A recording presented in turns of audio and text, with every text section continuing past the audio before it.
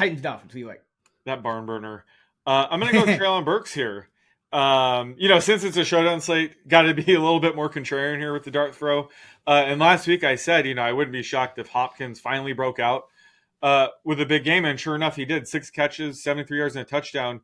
But they're still capping his playing time. He only ran her out on 50% of Will Levis's dropbacks. And, that they'll probably go up as soon as this week probably. But it did allow Burks to still run her out on 45% of dropbacks.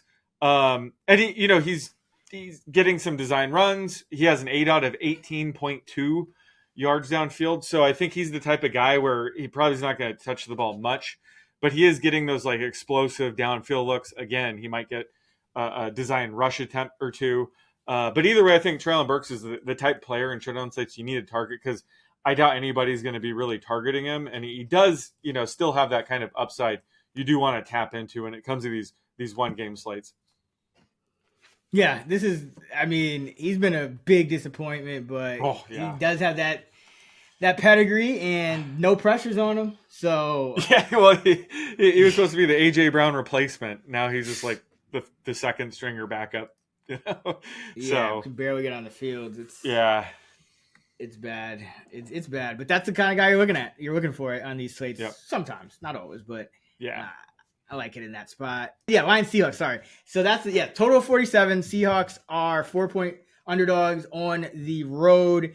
And I think you look at, on the Seahawks side, you want to look at a wide receiver, and Tyler Lockett is the cheapest one. He's kind of been forgotten about with Metcalf going off and the JSN breakout, but I do think Lockett's a little bit undervalued in the market. He's not ancient. He still can move out there, and he still can make some good catches. So I think he's still going to have a couple of like Lockett weeks of old, and this Lion defense giving up the second or first most adjusted yards receiving allowed to wide receiver 1s, 2s, and 3s per FTN. So this is kind of a funnel defense with the run, with the pass, because they're so good at run defense, and then they're a lot better defending backs and tight ends out of the backfield than they are against wide receivers with that cornerback group. So it's a funnel defense. I think you want to attack it with Lockett, who's the cheapest. I think he's 5,100 on the 16 game slate.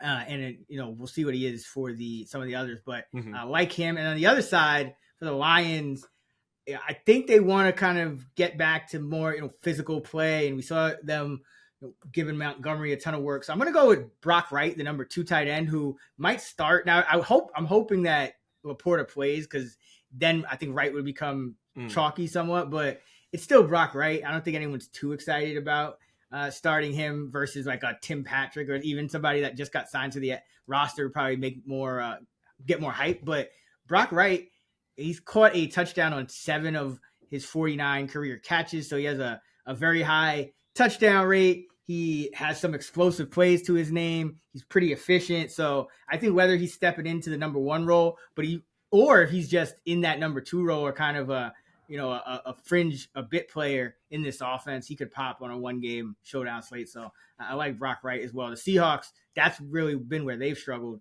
is the tight end position. They got those cornerbacks, Woolen and company, that really have been shutting down receivers. I don't think they shut down Amon-Ra, but it could be a little tougher sledding. And Brock Wright is a guy they really like in Detroit. So if Laporta is out or banged up, I do think Wright, they'll feel comfortable with Wright in the game plan a little bit. So I like him as well.